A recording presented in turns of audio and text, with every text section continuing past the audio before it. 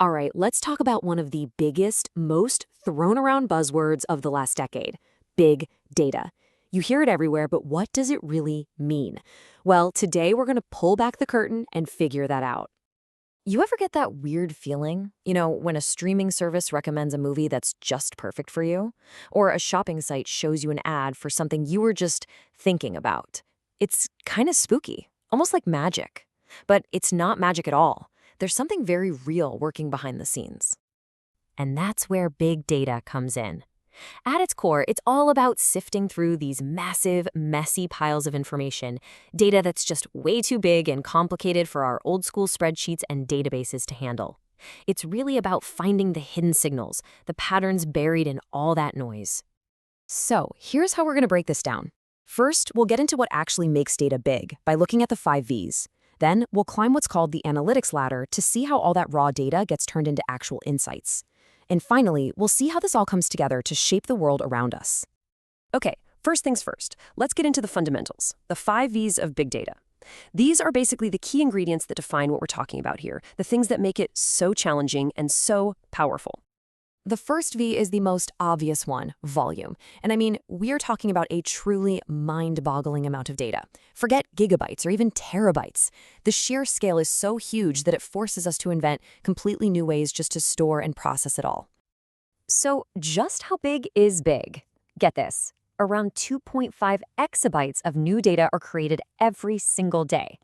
To try and wrap your head around that, the entire U.S. Library of Congress, all those books, photos, and maps, is about 300 terabytes. We're creating thousands of times that amount daily. That's volume. Next up is velocity. It's not just about how much data there is, it's about how fast it's all coming at us. You have to be able to process it in near real time. Think of it like trying to drink from a fire hose that never ever shuts off. And that fire hose is just relentless. Every single minute of every day, you've got 350,000 new tweets, 300 hours of video being uploaded to YouTube. Even a single jet engine is spitting out 330 gigs of sensor data. Just trying to keep up with that constant flood is a huge part of the puzzle.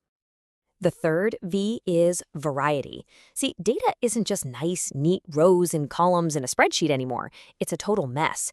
You've got structured stuff like financial records, but then you have unstructured data like photos, videos, social media posts, and then semi-structured stuff like emails. Big data systems have to be able to make sense of all of it together. Now, the last 2 V's are really 2 sides of the same coin, veracity and value. Veracity is all about how trustworthy the data is. Is it accurate? Is it clean? Or is it just a bunch of noise? Because that directly impacts its value, how useful it actually is. You can have all the data in the world, but if it's bad data, it's totally worthless. Garbage in, garbage out. High-quality data is what leads to high-value decisions.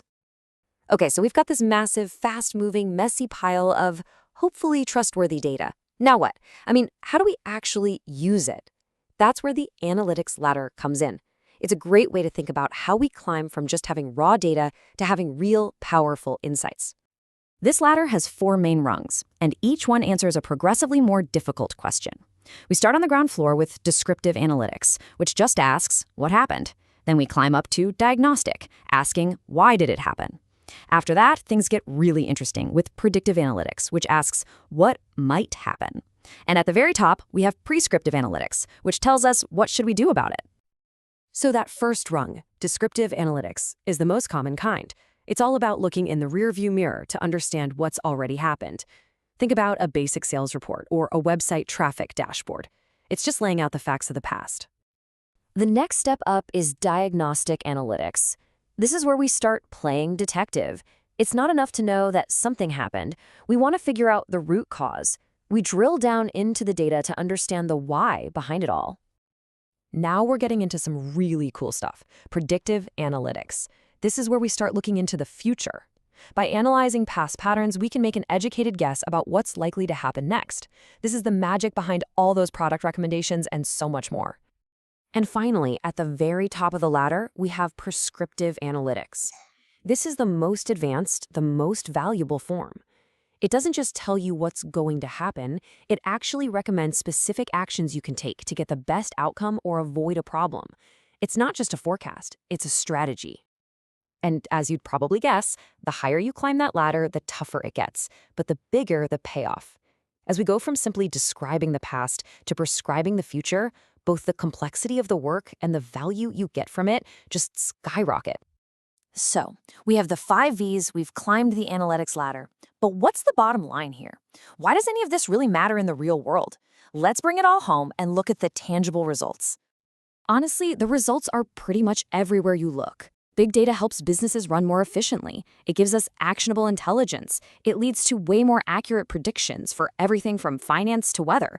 It helps us spot fraud before it happens, make smarter decisions, and it's even fueling incredible scientific discoveries. It really all boils down to one simple idea. Better information leads to better outcomes. And that really brings us to the final and maybe most important point. We've built these incredibly powerful systems that can collect and analyze almost everything. For the first time, technology isn't really the main barrier anymore. So the real challenge we face now is, what are the right questions to be asking? With all this power, what problems should we be trying to solve? And that's something to think about. Thanks for tuning in.